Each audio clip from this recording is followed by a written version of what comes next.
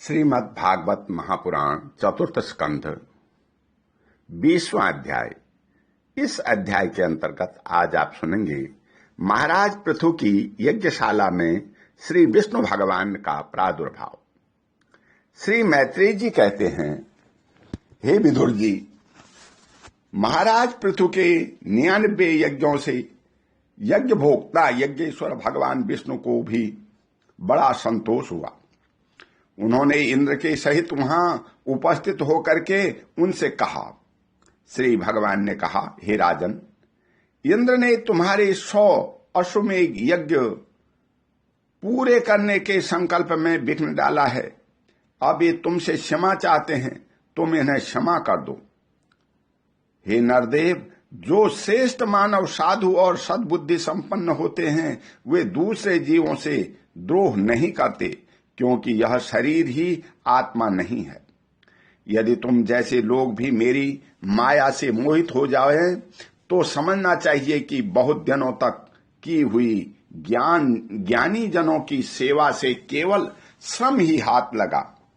ज्ञानवान पुरुष इस शरीर को अविद्या, वासना और कर्मों का ही पुतला समझ करके इसमें आसक्त नहीं होता। इस प्रकार जो इस शरीर में ही आसक्त नहीं है, वह विवेकी पुरुष इससे उत्पन्न हुए घर, पुत्र और धन आदि में भी किस प्रकार ममता रख सकता है।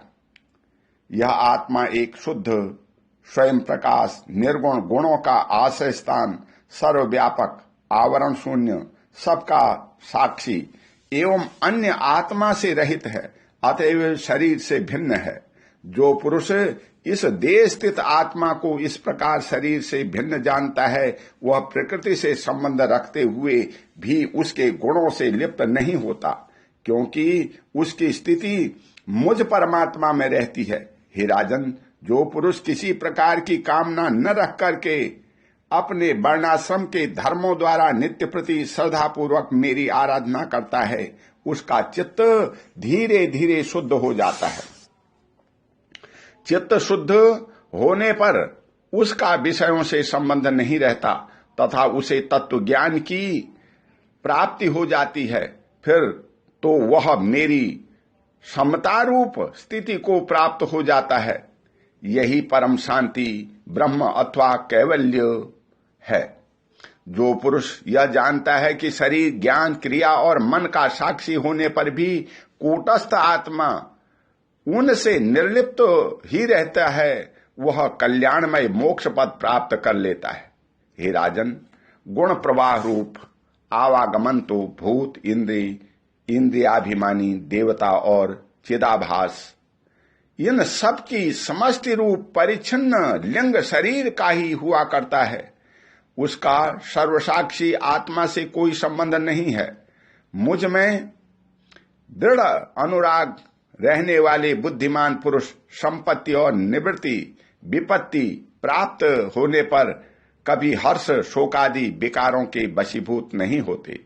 इसलिए वीरवर, तुम उत्तम, मध्यम और अधम पुरुषों में समान भाव रख करके सुख दुख को ही एक साथ समझो तथा मन और इंद्रियों को जीतकर मेरे ही द्वारा जुटाए हुए मंत्री आदि समस्त राजकीय पुरुषों की सहायता से संपूर्ण लोकों की रक्षा करो। राजा का कल्याण प्रजापालन में ही है। इससे उसे परलोक में प्रजा के पुण्य का 6वां भाग मिलता है। इसके विपरीत तो राजा प्रजा की रक्षा तो नहीं करता, किंतु उससे कर वसूल करता जाता है। उसका सारा पुण्य तो प्रजा छीन लेती है और बदले में उसे प्रजा के पाप का भागी होना पड़ता है। ऐसा विचार कर यदि तुम श्रेष्ठ ब्राह्मणों की संपत्ति और पूर्व परंपरा से प्राप्त हुए धर्म को ही मुख्यतः अपना लो और कहीं भी आसक्त न हो करके इस पृथ्वी का न्याय पूर्वक पालन करते रहो, तो सब लोग तुमसे प्रेम करेंगे और कुछ भी दिनों में तुम्हें घर बैठे ही सनकादि सिद्धों के दर्शन होंगे। हे राजन, तुम्हारे गुणों ने और स्वभाव ने तुमको बस में कर लिया है, अतः तुम्हें जो इच्छा हो मुझसे वर मांग लो। उन क्षमा आदि गुणों से रहित यज्ञ, तप अथवा योग के द्वारा मुझको पाना सरल नहीं है। मैं तो उन्हीं के हृदय में रहता हूं जिनके चित्त में समता रहती है। श्री मैत्रेय जी कहते हैं, हे विदुर जी, सर्वलोक गुरु श्री हरि के इस प्रकार कहने पर जगत विजयी महाराज पृथु ने उनकी आज्ञा शिरोधार्य की।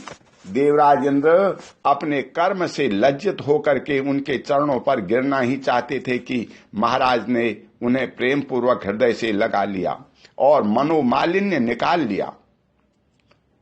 फिर महाराज पृथु ने विश्वात्मा भक्त वत्सल भगवान का पूजन किया और क्षण क्षण में उमड़ते हुए भक्ति भाव से निर्मग्न होकर के प्रभु के कमल चरण पकड़ लिए। श्री हरि वहां से जाना चाहते थे, किंतु पृथु के प्रति जो उनका वात्सल्य भाव था उससे उन्हें रोक लिया। वे अपने कमल दल के समान नेत्रों से उनकी ओर देखते ही रह गए, वहां से जा न सके। आदिराज महाराज पृथु भी नेत्रों में जल भर आने के कारण न तो भगवान का दर्शन ही कर सके और न तो कंठ गदगद हो जाने से कुछ बोल ही सके।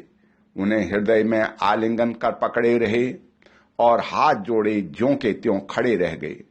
प्रभु अपने चरण कमलों से पृथ्वी को स्पर्श किए खड़े थे। उनका कराग्र भाग गरुड़ जी के ऊंचे कंधे पर रखा हुआ था। महाराज पृथु नेत्रों के आंसू पोंछ करके अतृप्त दृष्टि से उनकी ओर देखते हुए इस प्रकार कहने लगे। महाराज पृथु बोले, मोक्षपति प्रभु, आप वर देने वाले ब्रह्मादि देवताओं को भी वर देने में समर्थ हैं। कोई भी बुद्धिमान पुरुष आपसे देहाभिमानियों के भोगने योग्य विषयों को कैसे मांग सकता है? वे तो नारकी जीवों को भी मिलते ही हैं। अतः मैं इन तुच्छ विषयों को आपसे नहीं मांगता। मुझे तो उस मोक्ष पद की भी इच्छा नहीं है जिसमें महापुरुषों के हृदय से उनके मुख द्वारा निकला हुआ आपके चरण कमलों का मकरंद नहीं है, जहां आपकी कीर्ति कथा सुनने का सुख नहीं मिलता।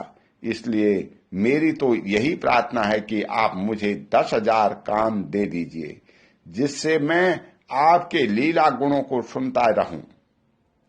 पुण्य कीर्ति प्रभो, आपके चरण कमल मकरंद रूपी अमृत कणों को लेकर के महापुरुष के मुख से जो वायु निकलती है, उसी में इतनी शक्ति होती है कि वह तत्व को भूले हुए हम कुयोगियों को पुनः तत्व ज्ञान करा देती है। अतएव हम दूसरे वरों की कोई आवश्यकता नहीं है। उत्तम कीर्ति वाले प्रभो, सत्संग में आपके मंगलमय सुयश को दैववश एक बार भी सुन लेने पर कोई पशु बुद्धि पुरुष भले ही तृप्त हो जाए, पूर्णग्राही उसे कैसे छोड़ सकता है? सब प्रकार के पुरुषार्थों की सिद्धि के लिए स्वयं लक्ष्मी जी भी आपके सुयश को सुनना चाहती है। अब लक्ष्मी जी के समान मैं भी अत्यंत उत्सुकता से आप सर्वगुण धाम पुरुषोत्तम की सेवा ही करना चाहता हूं, किंतु ऐसा न हो कि एक ही पति की सेवा प्राप्त करने की होड़ होने के कारण आपके चरणों में ही मन को एकाग्र करने वाले हम दोनों में कलह छिड़ जाए। हे जगदीश्वर, जगत जननी लक्ष्मी जी के हृदय में मेरे प्रति विरोधाभास होने की संभावना तो है ही, किंतु जिस आपके सेवा काल में उनका अनुराग है, उसी के लिए मैं भी लालायित हूं। किंतु आप दीनों पर दया करते हैं, उनके तुच्छ कार्यों को भी बहुत करके मानते हैं। इसलिए मुझे आशा है कि हमारे झगड़े में भी आप मेरा ही पक्ष लेंगे। आप तो अपने स्वरूप में ही रमण करते हैं, आपको भला लक्ष्मी जी से भी क्या लेना है? इसी से निष्काम महात्मा ज्ञान हो जाने के बाद भी आपका भजन करते हैं। आप में माया के कार्य अहंकार आदि का सर्वथा अभाव है।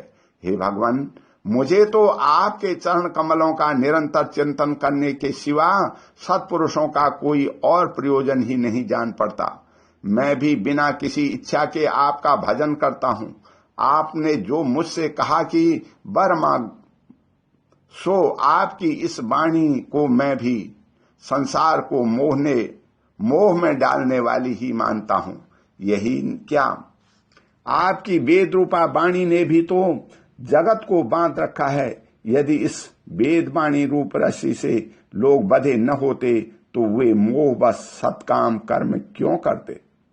हे प्रभु, आपकी माया से ही मनुष्य अपने वास्तविक स्वरूप आपसे विमुख होकर के अज्ञानवश अन्य स्त्री पुत्रादि की इच्छा करता है।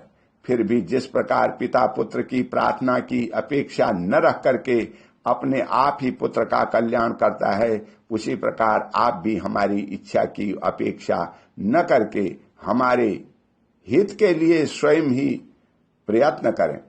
श्री मैत्रेय जी कहते हैं, आदिराज पृथु के इस प्रकार स्तुति करने पर सर्वसाक्षी श्री हरि ने उनसे कहा, हे राजन, तुम्हारी मुझ में भक्ति हो।